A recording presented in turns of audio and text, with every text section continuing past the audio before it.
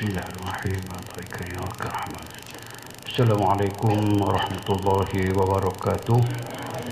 Nahmaduhu subhanahu wa ta'ala wa nashkuruh wa nusalli wa nusallim ala habibina al-Mustafa Muhammadun wa aluh.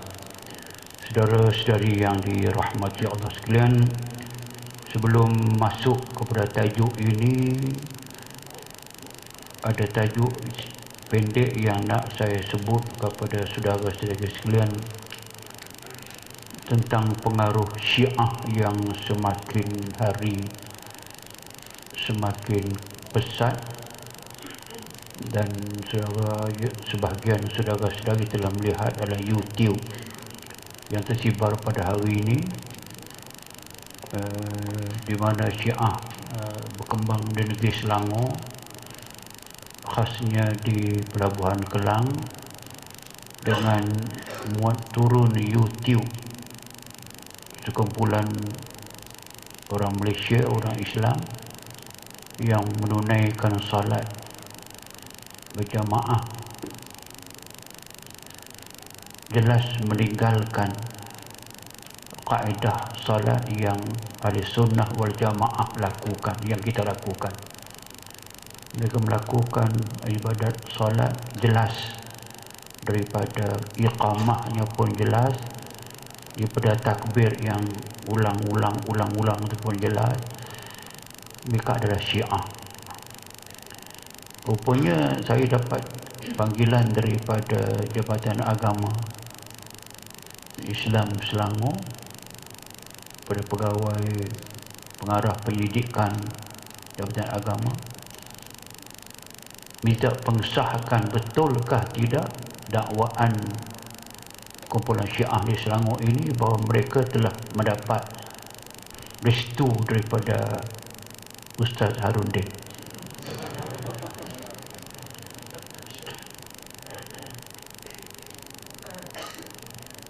Saya kata saya nak tahu dulu apa dia wording yang dia pakai. Sokong,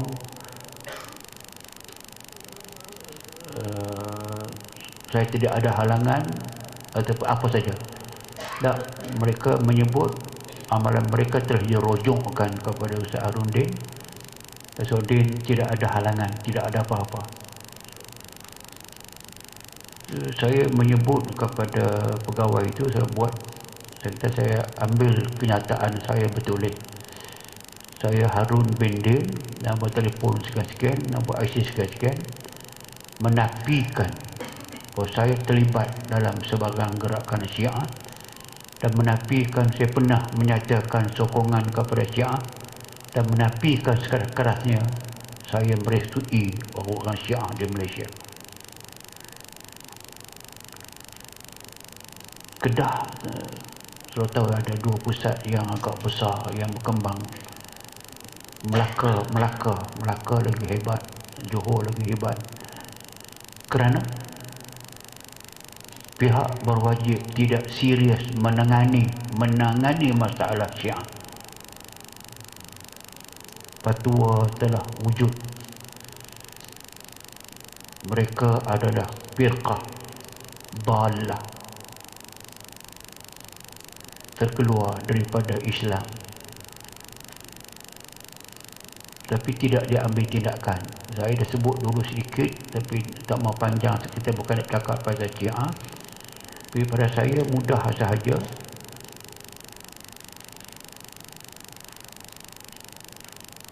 Syiah ini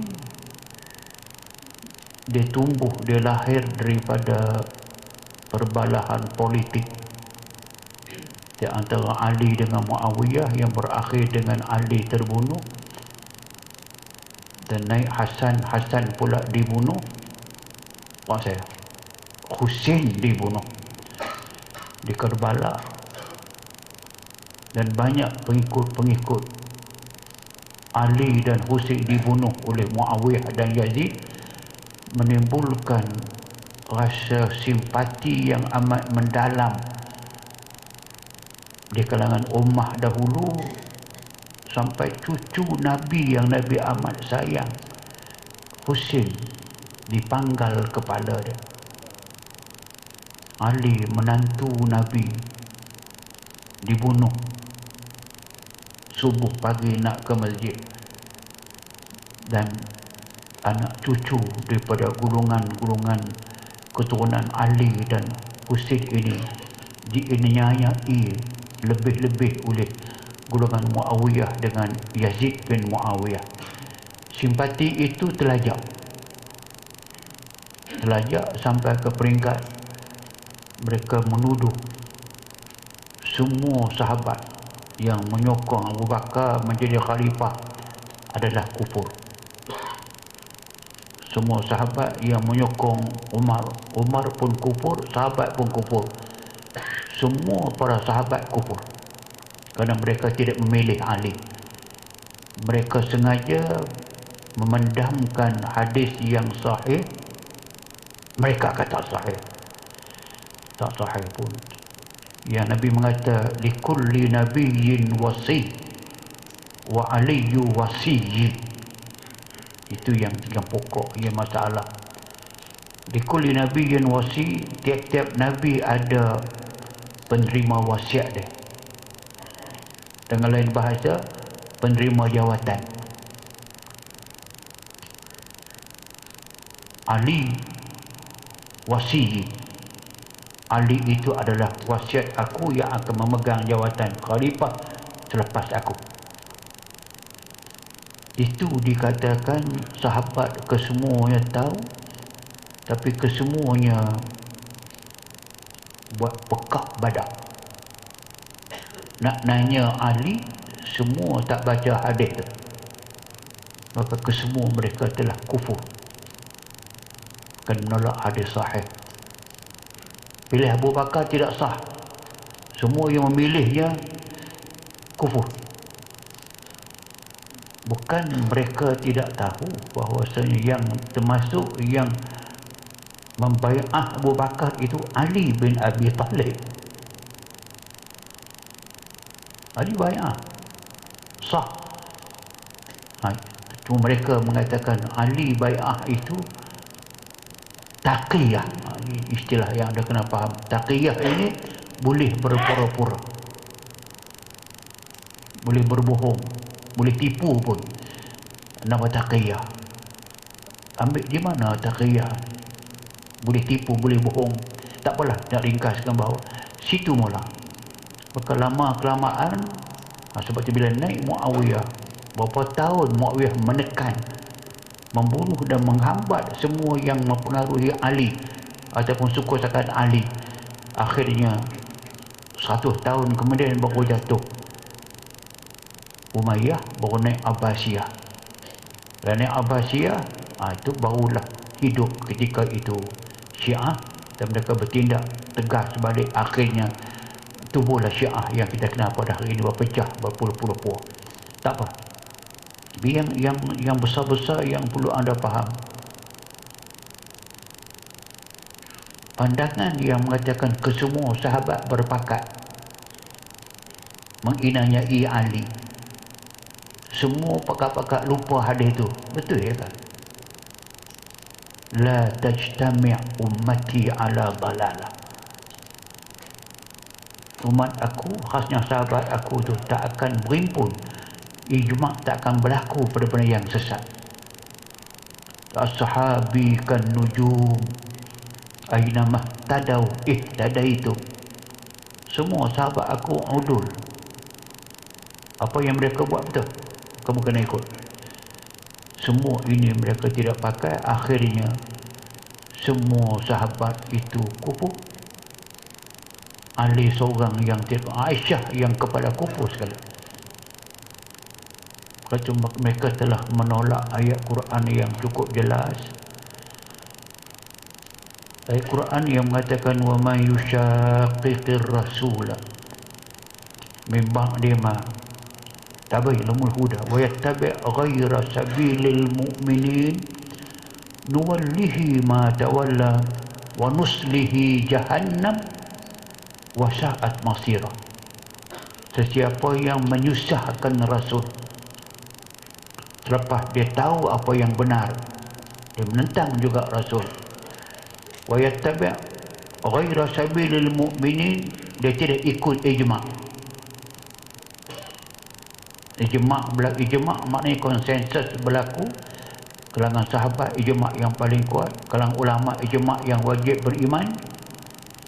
Kalau tolak ijma', nuwallihi ma tawalla.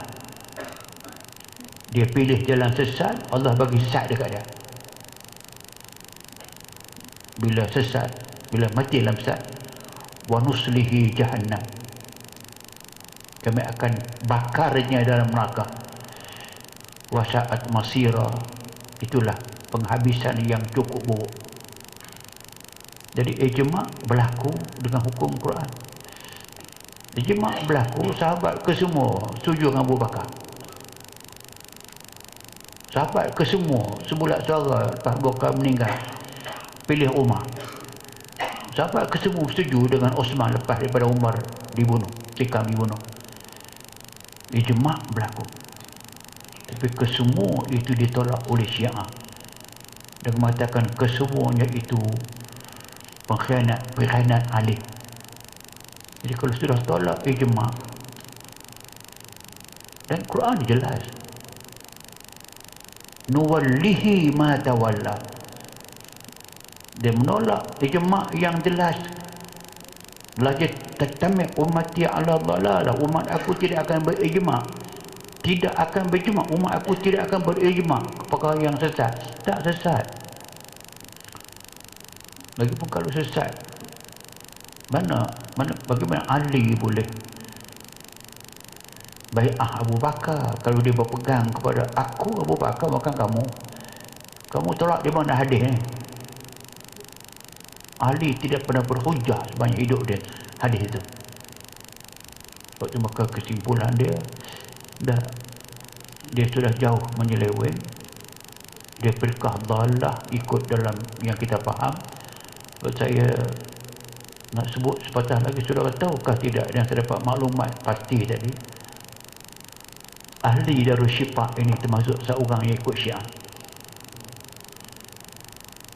Darul Syifa. Dan Syifa yang aktif, bukan orang diam dan yang aktif. Setiap tamak dia betul. Artinya saya gagal untuk menyampaikan maklumat yang macam ini kepada orang dahulu tu. Saya ada, saya macam guru, dia boleh refer dekat saya, boleh bincang. Dan kalau kita ilmu yang banyak tidak mengapa. Tapi ini masalah yang cukup terang, seterang itu. Tengok, ulama besar dalam sejarah macam muhaddisun, Bukhari, Muslim, Abu Daud, Nasai, Ibn Majah, Tirmizi, Al-Hakim, Mustadrak. Orang yang amat mahir dalam pengumpulan hadis dan hafal Quran daripada kecil. Mana seorang daripada muhaddisun yang jadi Syiah? Takkan dia pernah jumpa hadis tu? Memang tidak ada dalam Sahih Bukhari, tidak ada Muslim hadis yang pakai bawa. Apapun, seperti katakan orang ulama besar dulu daripada tabi'in atau ba'd tabi'in. Mai zaman-zaman katakan zaman yang kemudian, zaman Syafi'i, zaman Bukhari, zaman Hanafi, zaman Maliki, zaman Al-Lausi, Al-Laisi, Al-Auza'i, At-Tabari. Itu ulama yang pada saya lah Allah kurniakan kepada mereka bukan sahaja ingatan yang kuat, hafal tidak pernah confuse, Quran tidak pernah hilang daripada mereka, hadis Nabi dengan segala rawi dalam kepala mereka, dan kepahaman kepada hadis. Tengok macam Imam Syafi'i faham tu, punya ilmu. Imam Syafi'i kecil lagi, masih ulam, dah mula nak mengajak dah di Mekah, di apa nama ni, Masjid Arab.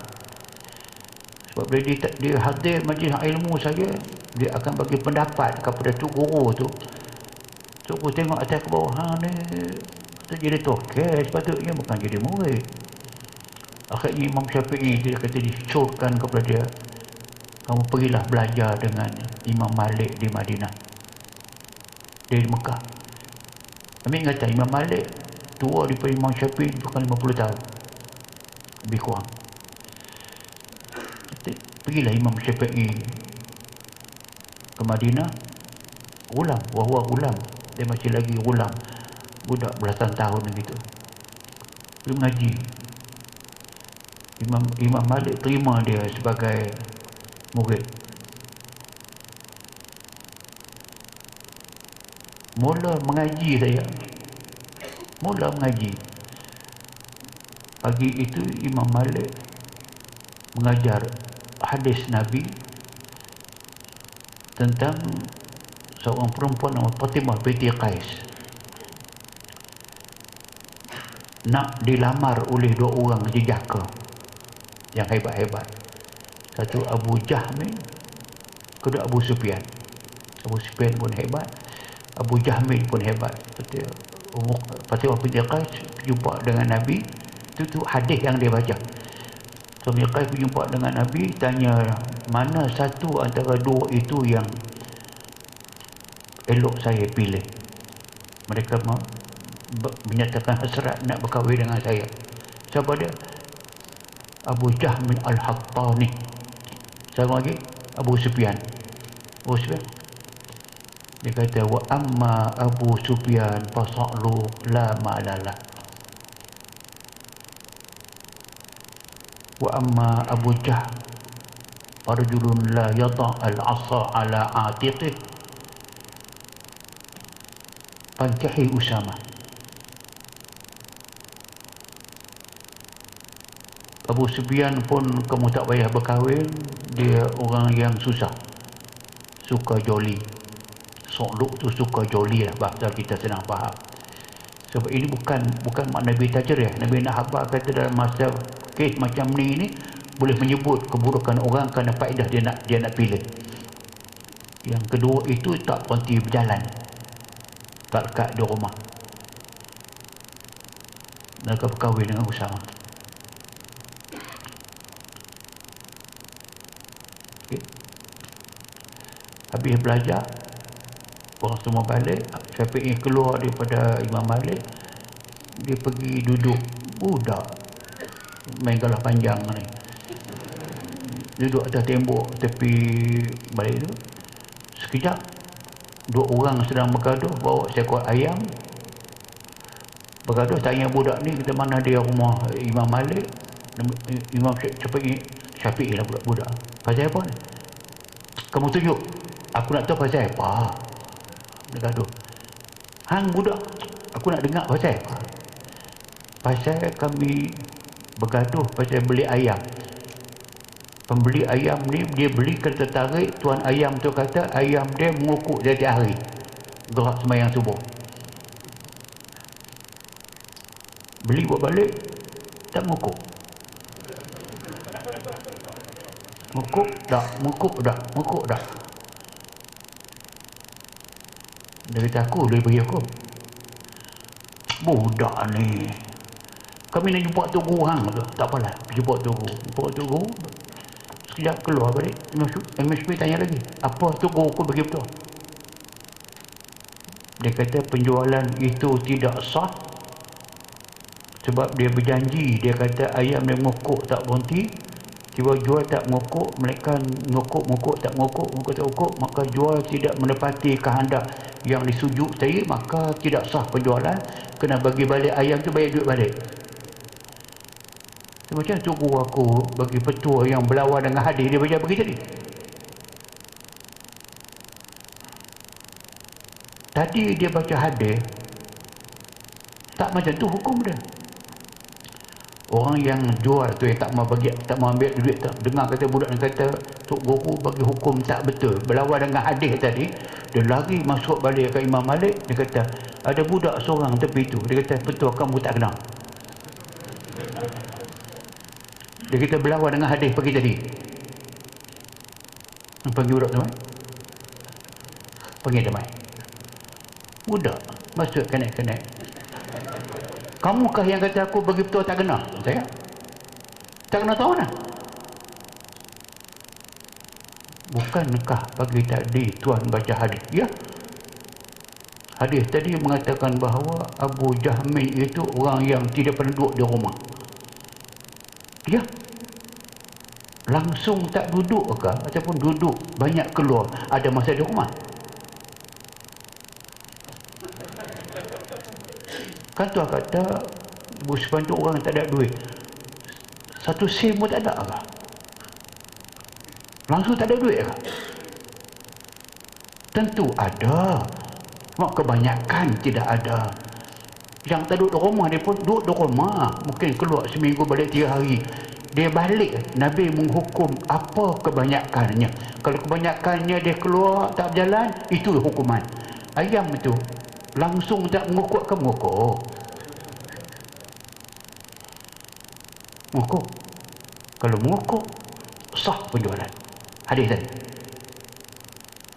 memberi tepuk kepala. Aku tak baik balik petu aku. Apa dengar cakap budak ni? Dia betul. Penjualan sah. Saya pergi beli balik. Yahoo!